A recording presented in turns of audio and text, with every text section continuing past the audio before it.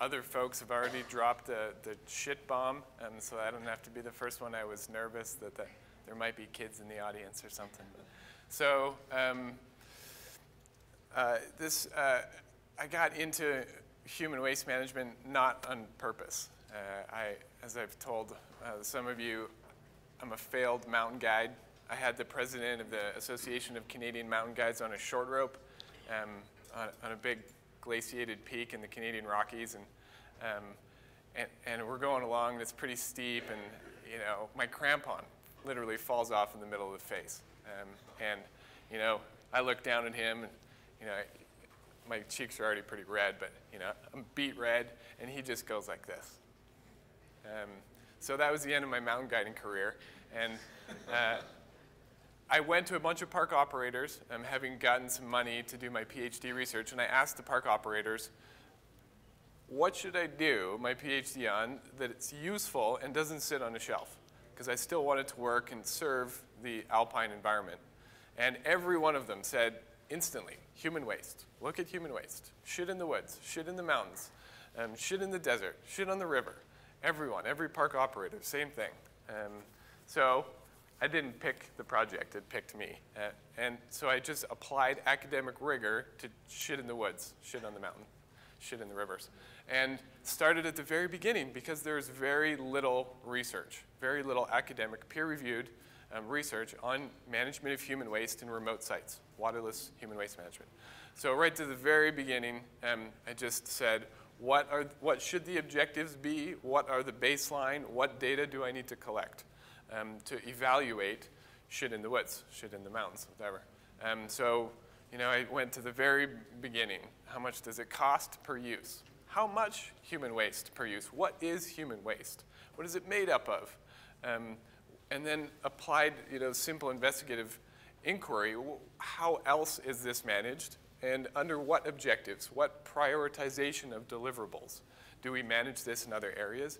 And do natural ecosystems manage shit in the woods, shit in the mountains? Humans have not been here for that long compared to the rest of mammals and to the rest of organisms before mammals.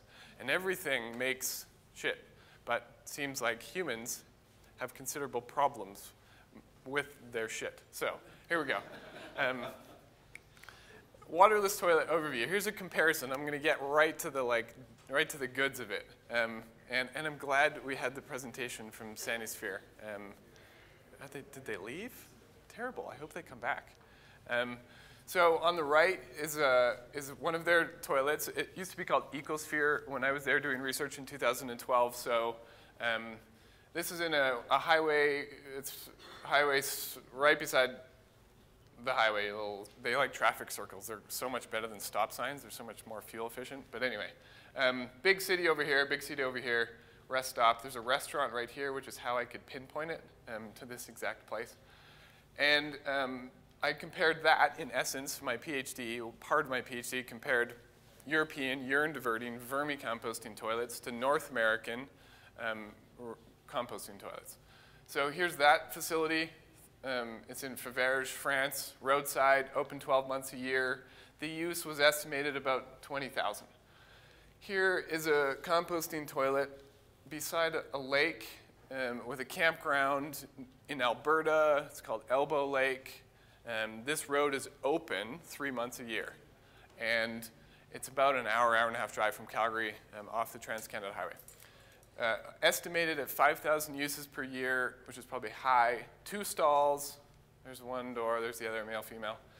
Okay, 2 composting toilet chambers in there. Annual operation maintenance costs. These are numbers that came directly from the park operator. $2,660. Weekly operations and maintenance. Cost per use is about 53 cents a use. Occupational health and safety exposures were estimated about 33. Weekly, for the time period the guy is going in there. And shoveling, you read the instruction manual on these things. You've got to shovel and rake and pull plastic out of the composting. You need to go and mix it all up. There's things you do to make it compost. Okay. So, and then every year you have to pull all the material out and send it to the dump, because they realized pretty quickly that they were pulling out things that looked like fecal deposits and didn't make sense to dump those into the park right behind the toilet, which is about 6 inches above the water level, which is about 20, 30 feet from the lake.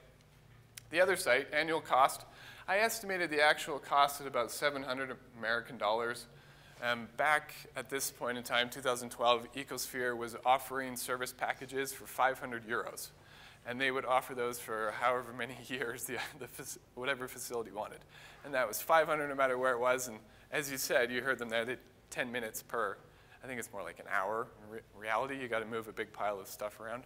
But they would drive the truck, to 10 or 20 toilets a day during their 2-week annual maintenance tour, and they would service all of the solid waste in all of their toilets in Europe over the period of about a month, and offer that service, making money, you would imagine, at about 500 euros a year. So translated and taken some profit out of it, it's about 700 bucks. Yearly maintenance, as she said, with a cost of about 3.5 cents per use. Considerably different there. 3 exposure events per year, and I calculated 20 minutes with less than 3 feet separation between the eyes of an operator and a pile of shit to be one exposure event. So this is about an hour's worth of exposure to fecal matter per year. And material removal estimated at every 10 to 20 years. I don't have any better information on this. When I did the research in 2012, they had 200 toilets installed at that point and had never taken material out. We can ask questions to see if any of their toilets have been emptied of material subsequently. But these are toilets that have been installed since 2000. And by the time I got there in 2012, some of them were 10 years old, never been emptied.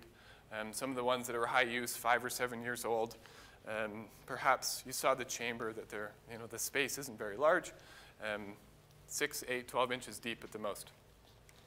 Okay, so that's in essence, that's like a snapshot of what my research was. So I'm going to step back and go through some of the steps that led up to that. Okay, so here's the outline. What's the waste? What waste paradigm? What paradigm are we operating under when we, as a body, install a toilet system? There's been a paradigm through which that technology or that principle or that concept from a CMC mountain can to a composting toilet. There's a paradigm that's infiltrated and underlies the decisions and the design and the management. So we're going to spend a fair bit of time talking about that, because ultimately it's the paradigm that drives how we end up on the ground managing waste and what the impacts are. What is compost? Because there's a lot of erroneous information out there. True challenges at remote sites, types, objectives, and evaluation of remote toilets. This is some guts of my PhD research.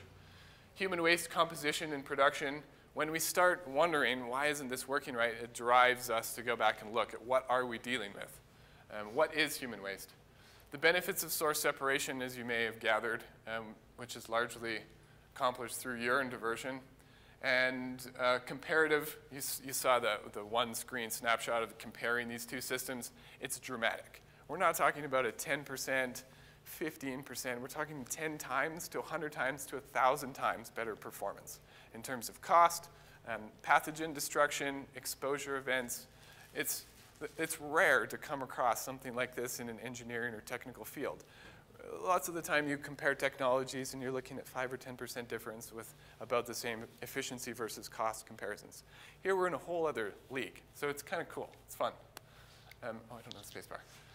Okay, at the very beginning, flush toilets. We have flush toilets here.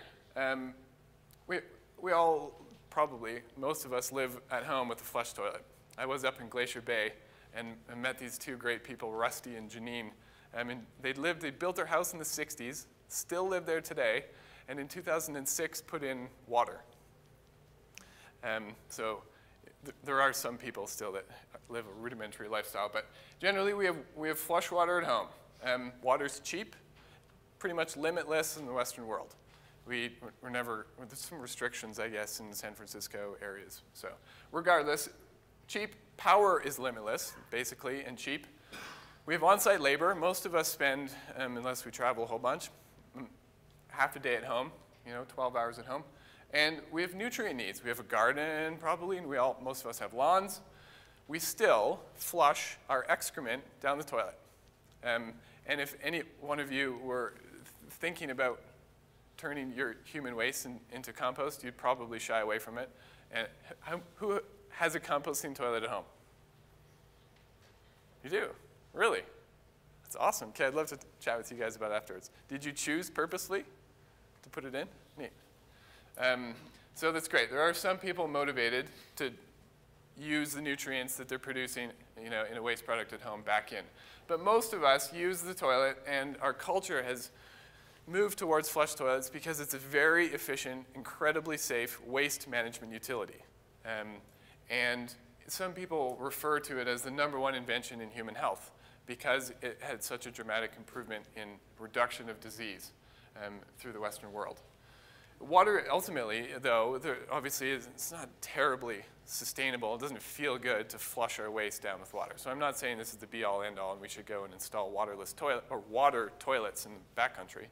And ultimately, everything at the wastewater treatment plant, we take all that crap out of the water. You take all the solids out. You try and take all the nutrients out if you're going for a level 2 or level 3 water treatment plant. And then other people take the water and flush down it again.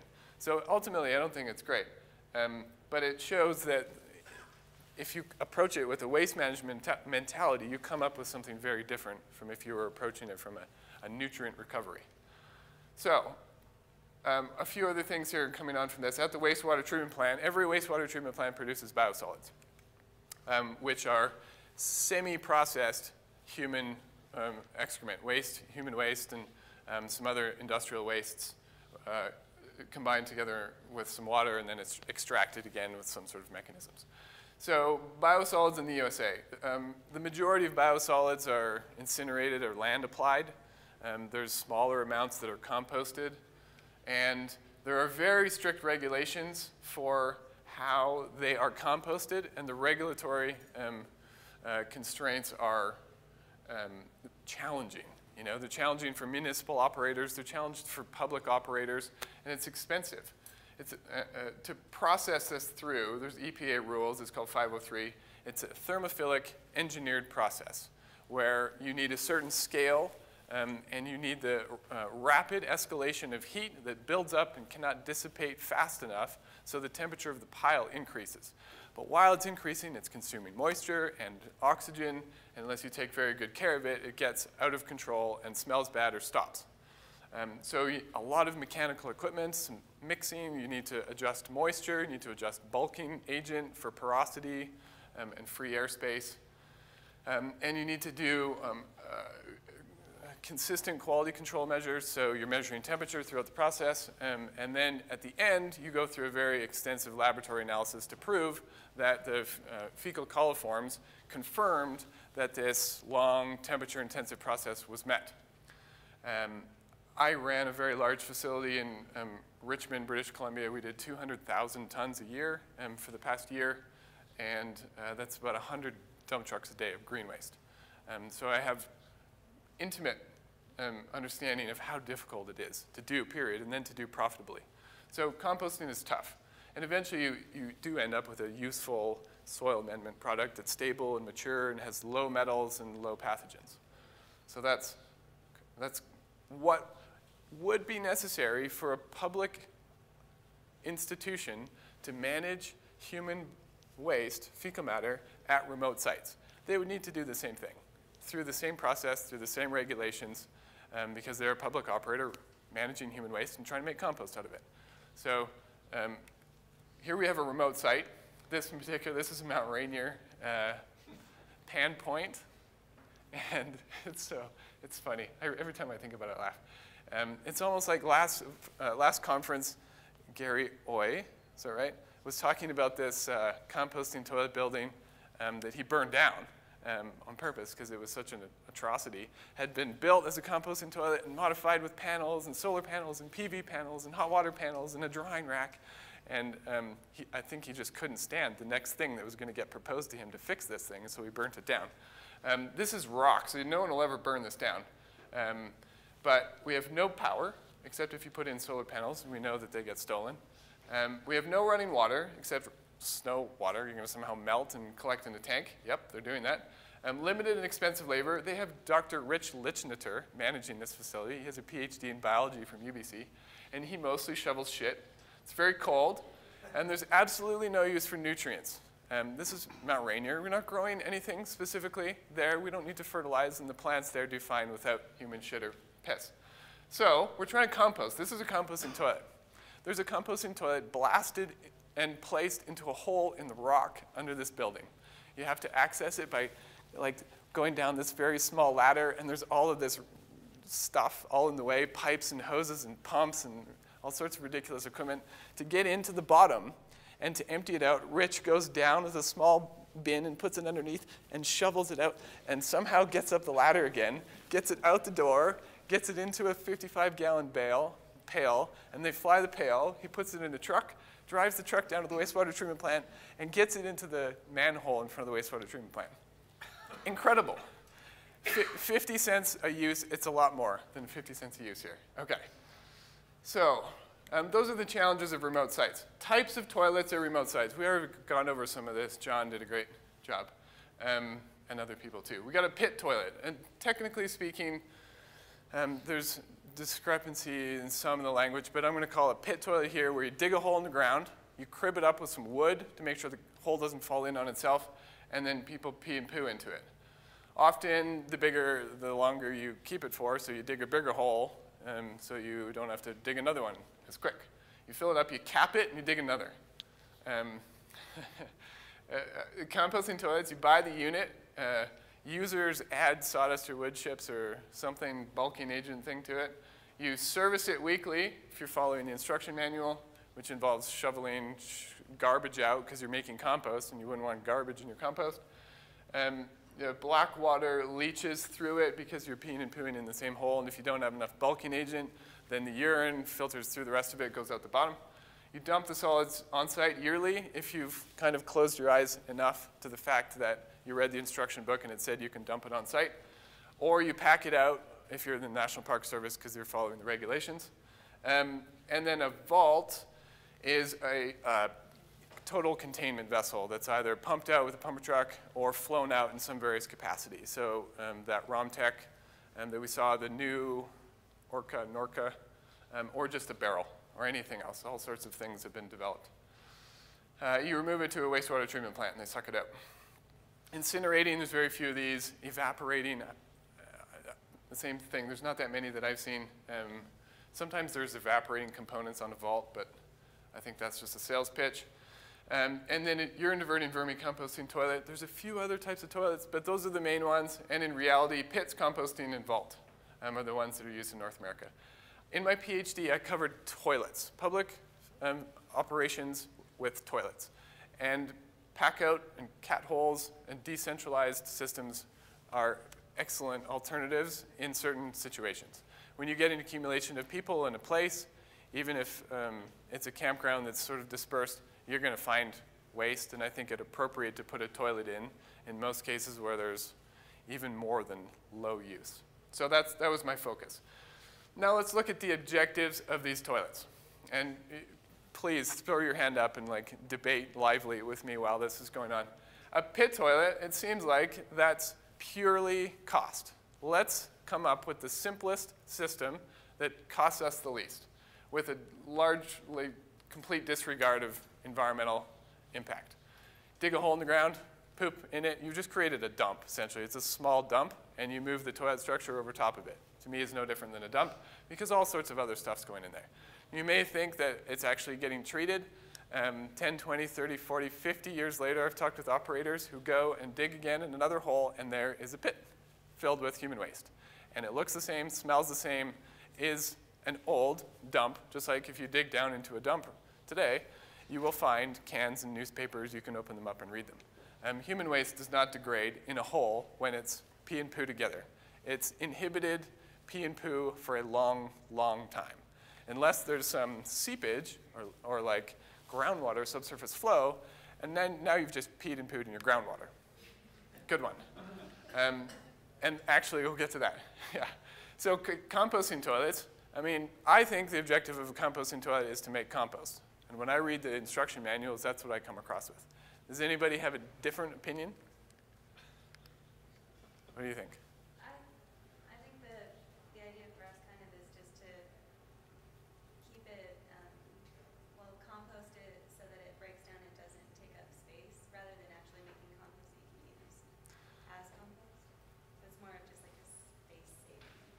Does it actually does it save space, you think? Okay. Okay. So I think one of the underlying tangents that might get thrown in is that there's a mass reduction. And accompanying composting, there is a mass reduction generally. But I think there's an overwhelming consensus that a composting toilet strives to make compost, thus the name. We'll get to that too. So from what I've heard of different public operators running composting toilets, there's a large disregard for the operation and maintenance cost. It seems like this desire to make compost has superseded that the base case, which we're a public utility, we should be conserving resources, one of which is human labor and the capital or the operating costs for these facilities. So primary objective in a composting toilet, I think, is to make compost, and there's very little regard for how much it's costing the park to do that. A vault is it's a waste management facility. A vault is like, let's collect it, and let's do our best job collecting it. Low environmental impact. Let's get it out to a wastewater treatment plant, which is a public, well-designed facility to manage human waste. And I think those are really effective at doing that. Some of the challenges are sealing between the vault and the concrete slab that's put on top, and that there's a leachate to the environment pathway there. But in general, they're designed from a waste management perspective. Let's cost-effectively contain this in as big a container as we can, and as low frequency as possible, come and pump it out. Usually the pump out ends up being every year because they end up smelling so bad because of the urine mostly. Now, when I went over to France, and I spent some time with Pierre Colombo, some English, some French. I speak poor French and he speaks poor English, or at least pretended to, so that he didn't have to while I was there. And he could not fathom, could not get his head around the fact that composting toilets in North America tried to make compost out of shit, human shit, in the backcountry. Couldn't. He did not believe me. No matter how many photos I showed him and showed him the instruction manuals, couldn't believe it. Literally just never wrapped his head around it because it makes no sense. In his perspective, a public utility is managing waste, and why don't we do it the same as a wastewater treatment plant, a sewer system, the flush toilet? Let's design a system that has the lowest operating cost, that actually reduces the end volume waste and mass waste, and manages it to an acceptable environmental standard. Our wastewater treatment plants inject water back into rivers. You could have this perception that that's not safe. We're taking water that's gone and mixed with human waste and putting it back in the river. But there's a lot of research that's gone to show that you can treat waste and water appropriately enough to put the water back in the stream. So there's acceptable environmental impacts to most of what we do, and that's how we manage ourselves in our environments, be it urban or wilderness. And at the same time, let's have a very high regard, equal or exceed our local regulations and norms for human health and safety. That's how the urine diverting vermicomposting toilet came up and what I think the objective is. You can see my slant on what I think, obviously, for North Americans should apply. Okay, let's get deeper. Let's get face to face with this. Pit toilets, often cases, are dug into groundwater, or they're dug in the summer when the groundwater's lower, because that's when you can get your machine in there and dig. And then in the winter, the groundwater comes up. And here's a toilet in a World Heritage Site. I won't try and name too many of these places. This is a lake. This is a small lake that's inside the toilet. You can see it's shiny. Everything's floating inside the lake. That's the toilet. That's a pit toilet. This is very, very common in British Columbia, that we dig pit toilets into groundwater. Washington doesn't allow pit toilets anymore, and they say the bottom of the pit toilet has to be 3 feet above seasonal high groundwater. But very few operators are going in and digging these things up anyway to look before they go in there. And this is the funniest thing about this. So I went in here to do some other research, and I found that I couldn't because it was a lake. This is a stream. There's the toilet. That's this. Drinking water. No washing within 30 meters of the stream. But take a shit in the groundwater right over there. Good one. Use only biodegradable soaps. Who cares about the soap? You're shitting in the groundwater. And then you might come over here and take a drink. And Okay, so here's some literature. This is WHO funded and some really good stuff from New Zealand. The Moore crew that did the, where's my Kiwi guys? At the back there. Oh, there you go. Do you know them? Do you know Moore, who did this study on the separation distances for viral contamination of groundwater wells? Oh, you gotta check it out. It's great. So, so the study was done largely based in New Zealand, and they were using viruses, as we've started to hear, much more contagious at very low levels. So in order to get sick from eating poo and, let's say, E. coli, you need to consume about 100,000 coliform forming units of E. coli, which may sound like a lot. It's probably just like a tiny, fingernail full of poo.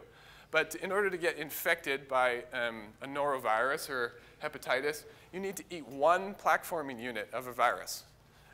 And those things are very small, much smaller than fecal coliforms, which can get filtered out. They survive at cold temperatures, and they travel very long distances. So even, let's pretend that all of our pit toilets are the Washington regulation, and the bottom of the pit toilet is 3 feet or a meter above seasonal high groundwater. Really good situation and rare. Let's imagine that to be the case with a sandy loam soil for the meter below the pit toilet and then a gravelly till underneath. Viruses can travel 3 kilometers. That's a very good separation distance of a pit toilet to the groundwater, at least in BC, Washington, West Coast. 3 kilometers away. How many places in campgrounds where you have a water source are 3 kilometers away from your pit toilet? That many. Because who's going to walk 3 kilometers to get their water, or 3 kilometers to poo in the toilet? They're not. They're just going to go poo around the corner. Okay, so this is, about the same thing was by this other British Geological Survey, more based on some research in Africa, guidelines for assessing the risk to groundwater from on-site sanitation. Pit toilets are not a reliable means of managing human waste, basically is what I'm getting to here. So they're not effective. There's no treatment paradigm. There's nothing happening there. They're dumps. Conceptually, they're dumps in our park. And they're entirely unsafe with respect to virus transport through the soil to the water source. There is a director's order, which is that second classification that in the national parks USA, and I believe Forest Service too, that doesn't encourage the replacement of the pit toilet with a pit toilet. Have you heard that, John? Yeah. But what are you going to replace it with? These are pit toilets that are in the boondocks. You're going to put in a composting toilet? Okay, composting toilets. Here we go. Again, we don't compost our shit at home. Why are we trying to do it at these high-use, no power, no water sites? This is BC Parks, Liard Hot Springs. I'm going to use their name because I'm a bit choked that I didn't get this RFP. I didn't win it to fix it. And so this is funny. 100,000 people a year go to the site. Beautiful site. And there's a boardwalk you walk across for about 200 meters because there's an endemic fish that lives in the very hot water runoff from the hot pools. Tiny little thing. And there's snow all around, but right in this spot, there's no snow accumulation, so it's year-round. And there's a couple composting toilet things here, and this is what it looks like. And once a year, when the visitation drops off, this public park, this operator, who's a concessionaire operator for the park, he drives a golf cart with a trailer along the boardwalk. There's just enough space for him to do U-turn by the building. And he goes in with shovels and pails and shovels this sloppy shit into pails, puts the pails on the golf cart. He can fit about 4 pails on the golf cart, drives the 200 yards, and dumps it in another tank ready for the septic truck to come and suck that tank out. Turns around, drives back. It takes him a month to empty all of the waste out of these 3 large tanks because he can only do it in the morning and at night when there's nobody there because it smells so bad.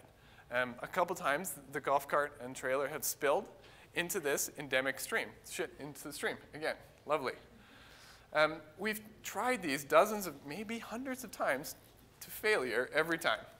So we're going to go on a quick little photo tour here of all the composting toilets I've stuck my head into. This gets very graphic. You might want to squint or something. Yeah, composting, there's no mass reduction. There's 300% more mass. Here's Rich, crouched down. I can't even get a good photograph, really. This is all this weird junky stuff that someone tried to put in to fix it. I tried that, too, for a little while. Everyone's made valiant efforts to try and make these things work. This is a hotter climbing area. Electrical conductivity through the roof from urine. This is little Yoho Valley up in National Park, Yoho National Park. The double-decker, this is, I don't know how old, 4, 6 years old. You know, it's just a big poo molecule, globule. This is the urine and black water all leaches down the middle of the thing, so that's where people pee. That's what they have to try and empty. So this one is, this is up on Mount Shasta. This one actually, of all of them, might be working better. This guy is so dedicated. He's a volunteer. He said he would never get paid to do this work because they couldn't pay him enough. But it might be working more than, I mean, look how much snow there is. It's incredible. This is my field assistant. He hated me at the end of the year. Yeah, compost. Yeah, right, compost, Breaking down wood chips. You know, Romtech. This is up in the Nahanni National Park way in northern Canada. They had these Romtechs that didn't work. So John and I were talking about the definition of insanity. Oh, this didn't work. Let's buy a bigger one. Never installed it. Yeah. This is BC Park, some Laird Hot Springs. This is an interesting site, BC Park site. They were still under the mentality that they could dump it on site and call it good. I found Diploscaptor and Rhabditis hookworms alive and free living in this pile of material dumped outside the park, outside the toilet. Bears, ravens, there's all sorts of things that marmots, as we know, that consume human waste. So now we've just exposed this stuff. It's better in a hole. It's actually probably better to put the shit in a hole and put a cover on it than dig it up again and spread it around the site. Because now we've probably infected the local population of mammals with a human hookworm. That they're going to go and poop all over the place and maybe in the lake. I did some other intense studies on hookworm degradation here to see if they would ever get up to the temperature necessary to kill hookworms. I won't bore you with it. This is a newer version of some of these composting toilets. It's underground. Yeah, that's what it looks like. This is me growing tomatoes purely on urine and rainwater from a different perspective. We'll get to that in a sec. Composting toilets, a misnomer, was one of my publications. So I wrote Did you eat the tomatoes? Huh? What? You ate them? Of course I did. There's no biological chemical pathway to take. Let's say I was peeing hepatitis. Okay? Somehow I'm peeing hepatitis. I don't think it's possible. Hepatitis doesn't, like this virus doesn't crawl up the vine and go over into the tomato and like jump in the tomato. Yeah. Okay, so I stuck my head in all of the brands of public scale composting toilets, which I don't say their names because one of them threatened to sue me for doing research on composting toilets. That was a good sign. I was like, ding, ding, I'm onto something. So there are 12 sites, 16 chambers, 100 plus samples. There's an NSF standard 41 which suggests which composting toilets are designed properly. None of the chambers passed that NSF standard 41. None of the chambers or processes passed an EPA 503 regulations. Nothing in the literature body has ever indicated a composting toilet has ever, even in like Africa where it's hot, has heated up more than 10 degrees above ambient temperatures. So nowhere in the world is it ambient plus 10 equals 55 Celsius. It's impossible. 0 out of 100 samples met the definition that's well established in the literature body for compost. Forget the fact that it didn't go through the process or that it didn't meet any of the others. Stability, maturity, and smell are the 3 best ways where you can say, is this material compost? If it's not stable, it's still active and sending off CO2, because things are still eating the available carbon. Maturity is about the nutrients. If all of the nitrogen is in ammonia and it stinks, it's not stabilized and moved the nitrogen into nitrates, which are used by plants, all plants. And if it smells bad, it's shit. And all of the samples were so foul that I had to do a lot of this work in my garage. The lab at the university wouldn't have my samples anywhere. The raw fecal matter that I took samples from and sent to the lab, my lab fees just climbed and climbed and climbed year after year after year because they hated working with it. Raw fecal matter was no different from compost toilet end product. There was no significant difference between those two, from E. coli, volatile solids, and stability. All of them are continuous flow, designed continuous flow. And from an engineering perspective, given that we're peeing into them largely, it takes maybe a couple hours to a day for the urine to infiltrate through the 6-year-old mass, perhaps, of some of the very low-use sites to get to the bottom of the chamber. And if you happen to have someone pee into it the day before you come in and shovel out the bottom, you're really shoveling, in actuality, an effective residence time of material that's 1 to 2 days old. And then you're going to go and spread that around your site when it could have pathogens that exited someone's body days ago. So there's actually 2 outcomes of these composting toilets. One in two real camps. This is really what composting toilets are doing out there, if anyone is curious to know. One is a pneumonification toilet, where it's used heavily for urine. This would be your trailhead and campground. And most of the chemical dominance of that type of toilet is from urea. Urea is the main component of our urine. And urea hydrolyzes very rapidly to ammonia and ammonium, which are in equilibrium with each other. In any state, any aquarium or wastewater treatment plant, ammonia and ammonium are in balance. And there is an escalating curve when you urinate more and more into poopy wood chips to generate ammonia. Ammonia smells bad, and we use ammonia as a cleaner because we use it to clean our kitchen and kill bacteria in the kitchen. So this is generating and accelerating, and we end up with this like small process to generate ammonia and inhibit entirely the decomposition of the mass that's inside there. Smells terrible. You pull out 6-year-old poop that's ammonified. It's like mummified, but it's very wet. And if you take the ammonia away by letting it off gas for days, then it's ready to go. And it's all ready to break down and decompose. And so yeah, those were great. They weren't the ammonia effect wasn't strong enough to kill the pathogens. So they killed everything else, the weaker,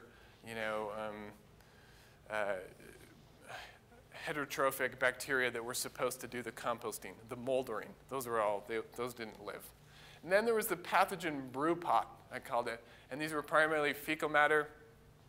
If you really had to go, you're like hiking down the trail, you peed a little while ago at the toilet, and you know that the toilet's coming up, and you're just going to make it to the toilet. And so people trail side, in the middle of the trail, like on-trail toilets are used a lot for pooping.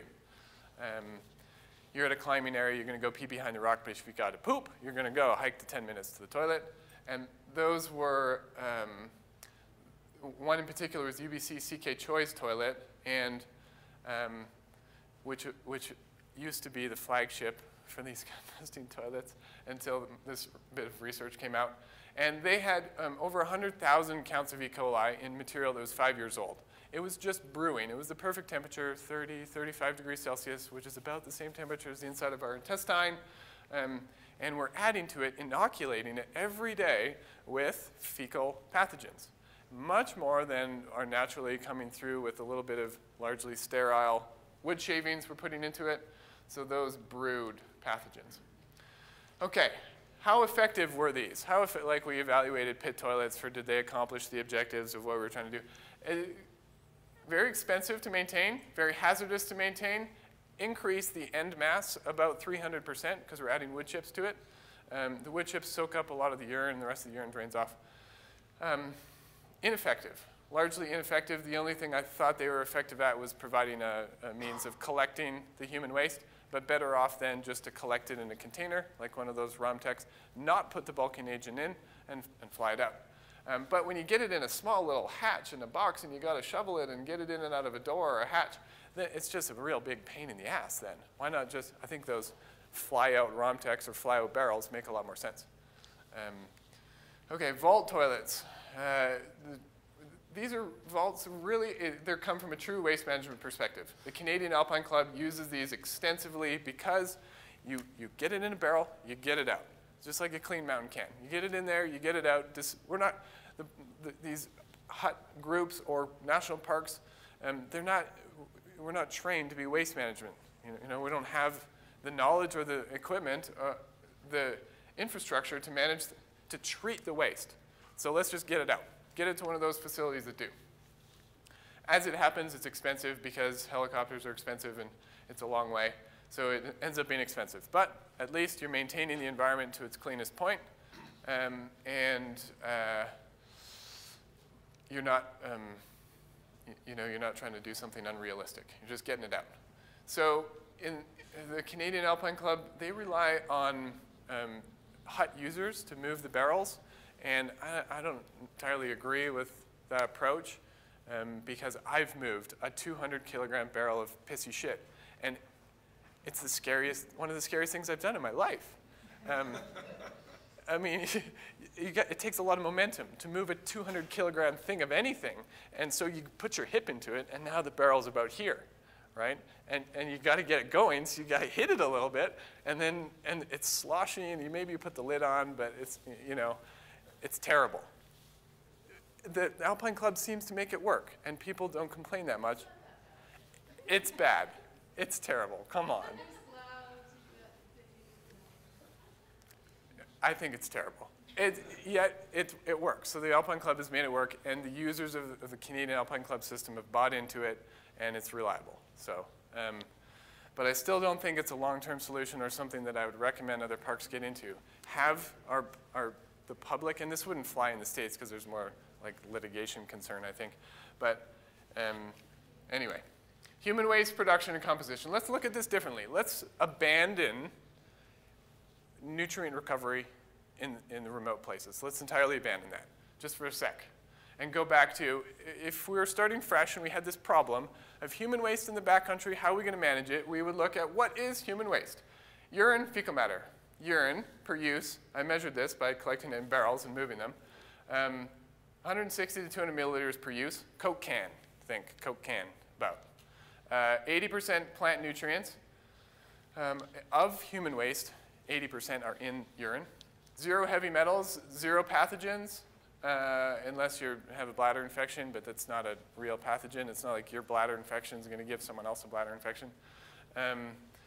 It's self-sanitizing if you store it, and that's because of ammonia. Ammonia will escalate naturally in stored urine and kill everything. And that's why Roger added urea after he had stabilized his vermicomposted human waste, because it's a very effective end-of-the-pipe sanitization pathway. Fecal matter is about half that, so 80 to 100 grams per use. 20% of the plant nutrients, 100% of the heavy metals, and 100% of the pathogens. We're talking 10 to the 6 or 10 to the 8. So I don't know if this is 100,000 or a million or 10 million or something. And then you have the helminth over there. The viruses come out of there, and the protozoan cysts, Giardia, Cryptosporidium stuff. It doesn't flow by gravity. It's sticky, as we know from the conveyor belt from the other description. So if you're looking at this, and there's this weird mentality of let's use our shit for agriculture. Let's reuse. Let's take our shit and put it back in the garden. We don't need organic matter in North America. Really, we don't. We have a lot of organic matter throughout most of North America, most of the world. What we need are nutrients. We need nitrogen, phosphorus, and potassium to grow. And we need sustainable forms of phosphorus as well. So if you were looking at this, you would say, well, let's take the urine and do something useful with it. And let's put the shit in a corner and try and hope it goes away. And not add anything to it and not touch it. That's the program that I would set up. So what that looks like, I think I used up all the batteries in this thing. I was pressing the red button a lot.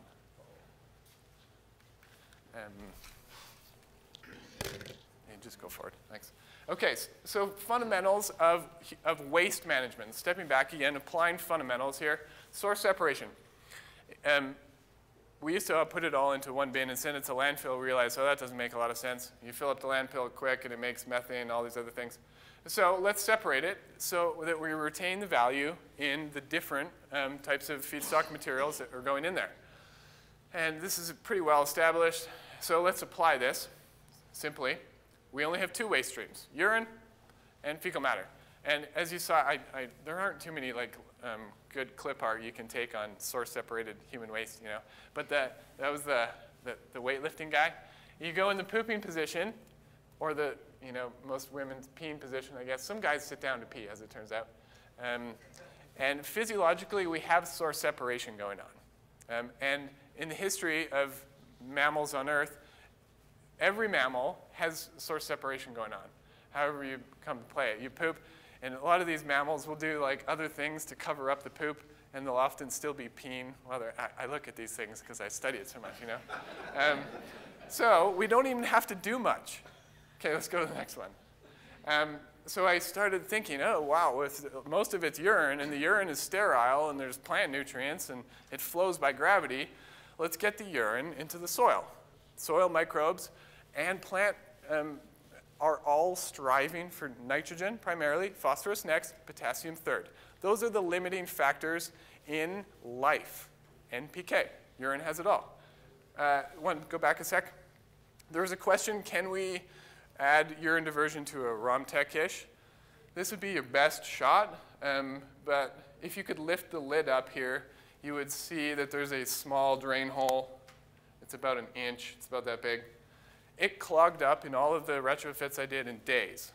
Clogged up with, you name it. It's not that hard to name things. And so perhaps it would be effective if you could control that user group closely. They were in your house, your lodge, or something, and you told them, don't do anything nasty in the front cup of that weird-looking toilet. Don't poop in it, don't drop gum in it, don't spit a loogie in it, don't put your cigarette in it. Good luck. Next. Okay, so this is the next one. So I got invited to France by Pierre and got a great week skiing up into these mountains and doing a bunch of research with them. So Ecosphere Technologies, now Sanisphere, right? And Ecodemio, there's a little bit of interesting history between those two. Manufacture a mechanical urine diversion system.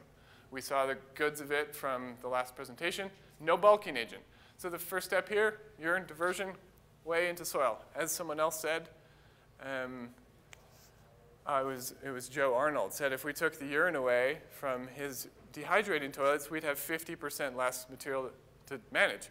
Instantly, our waste management costs in North American remote sites would go in half or more. So enormous cost savings here, if you think about it. And two, no more bulking agent. Some parks don't use the bulking agent anymore, but they're not following their instruction manuals. You should be putting bulking agent in so it's not terrible to shovel out. And if you don't add the bulking agent, there's another 30%. So we're down already at less than a third of the waste mass that we started with. Generally, the urine goes to a gravity drain field or a sewer if it's close by. I did an installation of one of these recently.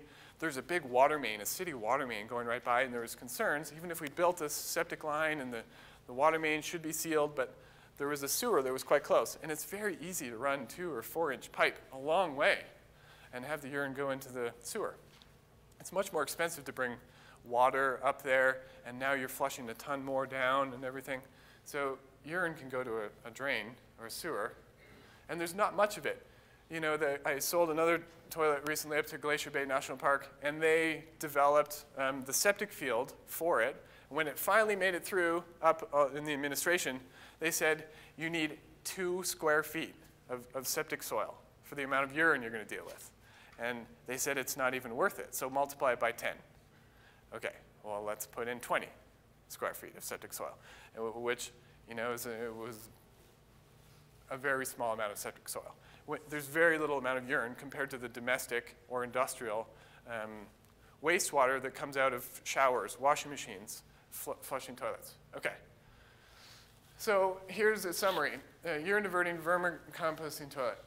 End product was stable to very stable using a variety of indices. Someone's interested, we can chat later. There was no odor. I believe the study was done by Ecosphere, and it smelled inside the technical chamber, face to face with the poop of cauliflower or like old cauliflower or something. I worked inside both, and there really isn't a smell. The smell comes from urine. Fecal matter off gases quite quickly, and I managed my own human waste in my garage for a little while I was doing my PhD.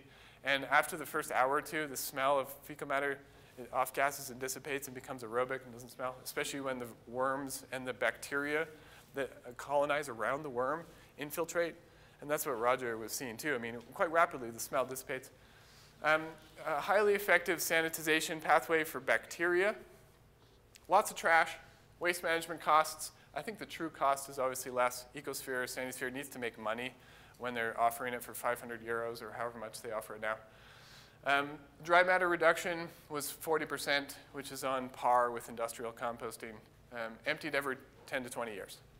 So here, just to summarize in comparison, the cost of the composting toilet were 10 times more, exposure events were 10 times more, dry matter reduction was almost 10 times. There was positive increases in dry matter with the composting toilet because of the bulking agent. Disposal was every 6 months or 2 years with the composting toilet, emptied every 10 to 20 years in French systems. So, and then the pathogen destruction was the biggest factor of difference there. Okay, next. So the implications here. So we'll try to make this as simple as possible. So step one, really, I think most situations, unless you're in such a sensitive site that you have to take the urine out, divert the urine into the soil. Some sites where it doesn't apply, there's some Maori sites in New Zealand where nothing can go into the site, no urine. So, right? No human waste. So it doesn't work there. But those are rare. Most places can handle urine, the very small amounts of urine. And even glacial till, there's microbes that are living in there.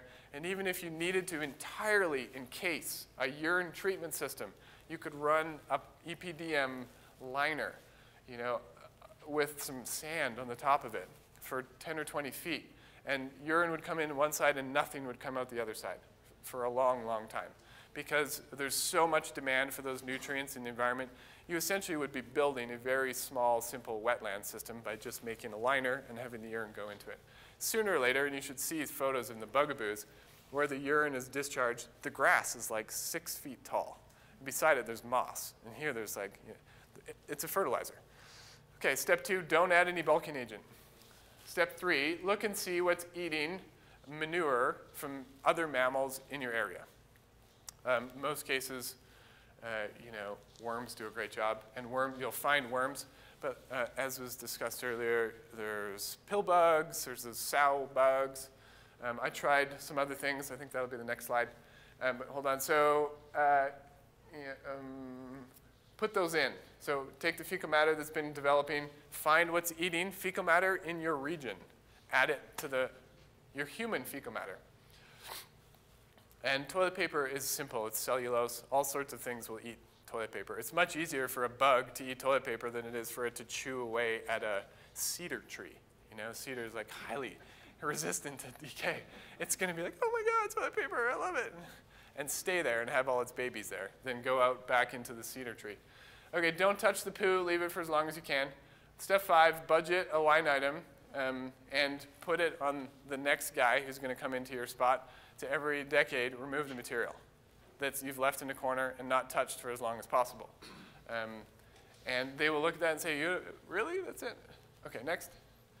So I tried slugs in the Pacific Northwest because of this real concern, a legitimate and real concern to not introduce Eisenia fetida, which is a red worm, vermicomposting worm, into national parks. There's all sorts of other things, as we know, that'll consume manure. Every mammal in your park produces manure, and it gets consumed. When you go walking down the trail, you don't see buildup and buildup of goat poop droplets or rabbit poop droplets. It's getting consumed by things. Figure out what it is, drop it in there. However, in reality, most of your parks probably have Eisenia fetida in it, which is the red worm, the wriggling worm, because people use those for fishing. They follow horse pack trains around. So if you have horses or if you have fishing in your parks, you probably got Eisenia fetida. So the way around that is just to grab some local manure in your already established park stable, grab some of the horse manure that's well decayed and aging, and add it to your fecal matter. And that's why I think it's preferred in the future to call these urine-diverting waterless toilets. You want to stick something on at the end, it would be invertebrate decomposition. But ultimately, urine-diverting, first step, main reduction in mass. 2, waterless, no bulking agent. So urine-diverting waterless invertebrate decomposition. Okay, next. So in reality, the hardest step in all of that, I was saying it like it was easy. The hardest step is diverting the urine. Behaviorally, one option, try and convince yourself next time you take a dump to not pee. As some people can do it, some people really can't. They kind of come out at the same time. It's something that's not talked about a lot. It's fun to talk about these things. Okay, so the other, you could get an EcoVita seat, like I showed you before, maybe if you have control over your user group and can tell them to not put anything in that weird little cup in the front. And then mechanical seems to me to be the most reliable solution in this situation. There's 2 options for conveyor belt mechanical, Ecosphere or Sanisphere, and there is Sanisphere provides the mechanism and the toilet structure, from my understanding of communications with them, not recently, but previously with Pierre.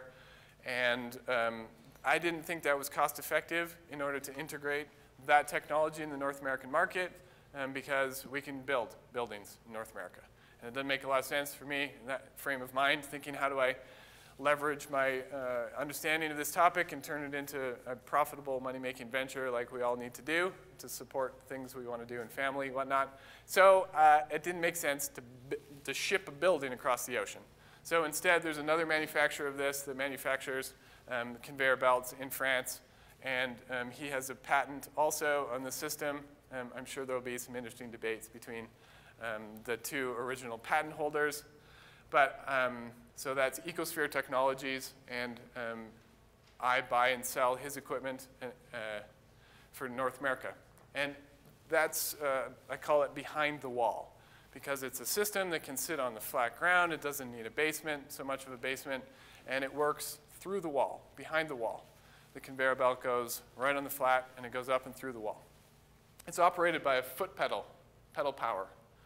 It's very similar. The owner of Ecodemio, who manufactures this one, used to work for Pierre Colombo, and they established some agreement to separate the manufacturing of these units. So the other system that I manufacture myself came from a lot of conversations with park operators, Forest Service, and National Park, that they didn't think people would be reliable to operate the foot pedal. And that material would accumulate.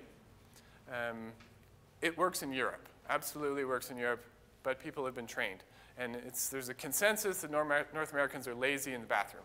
So, I linked up the door to mechanical power for the system that I designed and developed and have sold to separate the urine. It's off a big plate. Imagine a big windshield wiper underneath your toilet hole. And there's a sweeper bar that comes and sweeps your poop and toilet paper off to the side. Every time you open and close the door, which does the same action, the sweeper sweeps your poop off to the side, and the plate is inclined so that urine gets collected off it. And that's called the below-the-floor system. Okay, next. This is a toilet that was designed in combination with the Glacier Bay National Park Service. It's using panabode. There's bear issues up there, so it's very thick, 5-lamb cedar panabode. And the concept of, you open and close the door, and the urine comes off the front, fecal matter goes off the side. So I don't have so much building products, whatever. There's so many parks have so many different desires in Forest Service to build the building like this or like that, or we have a lot of money, we don't have any money at all. So instead, I'm just working on providing the technical components of urine diversion and linking them up to specific components of building design to get the job done. Next. This is an example. This is in Squamish using the conveyor belt from Eco-Demio. And it's a nonprofit project. It was sponsored by Mountain Equipment Co-op and the District of Squamish and the Climate Action Network to put that toilet in there. Two different seat options. So he has a mechanical patent on his system and also a design patent on this like pretty aesthetically pleasing riser. So that's it. Questions?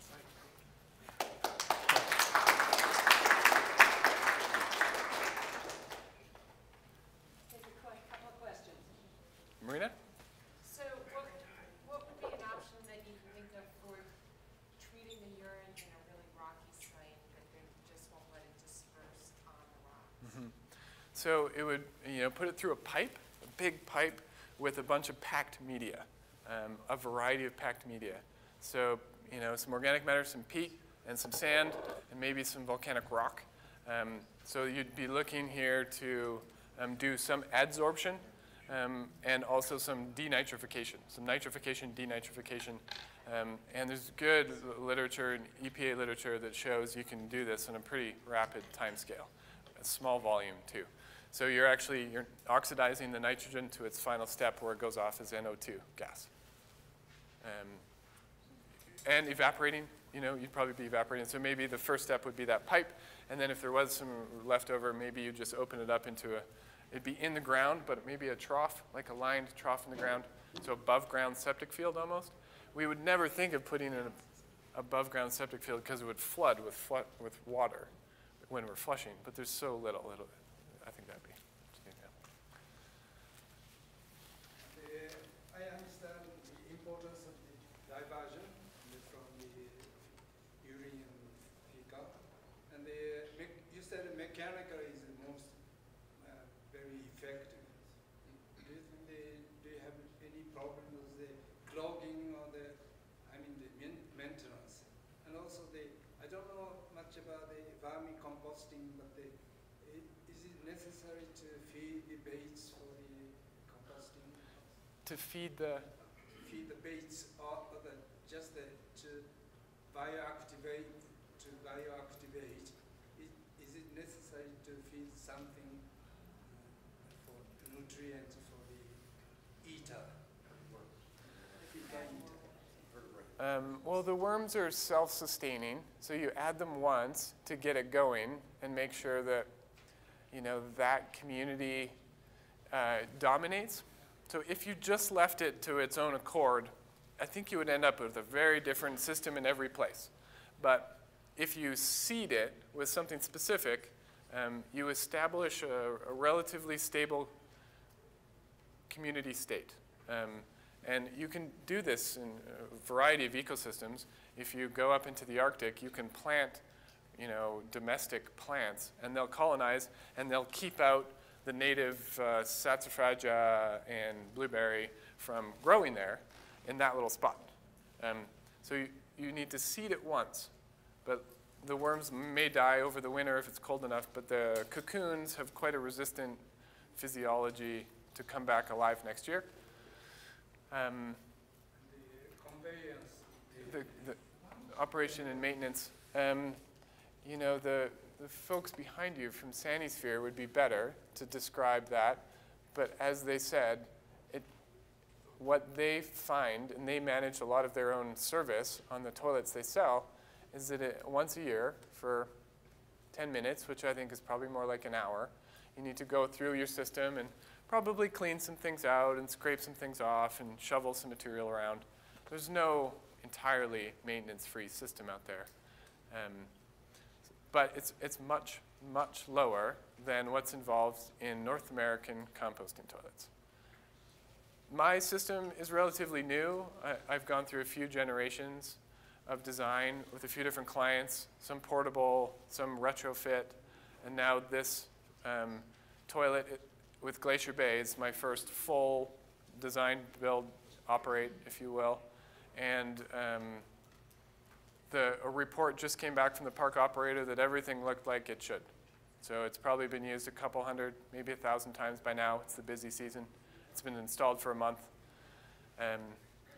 I went back to my portable system that's been on a trailer. It had 2,500 uses. The plate was clean, and some material had built up around the edges of the plate. The next design, I cut the edges off, so there no more edge. It'll be an iterative process like all new technology that comes out, but it's very simple. There's very few moving parts. A pulley, 2 cables, and a sweeper bar. There's a brass bushing. There's very few parts to worry about. So we get to the finer scale of back to that, we're going to make a 10% improvement here, a 10% improvement there. There'll be a little bit more cost next time. If someone wants something fancy, they can put it in. But ultimately, we're talking about 2 pretty distinct concepts and required maintenance packages. John? I want to thank Geoff. And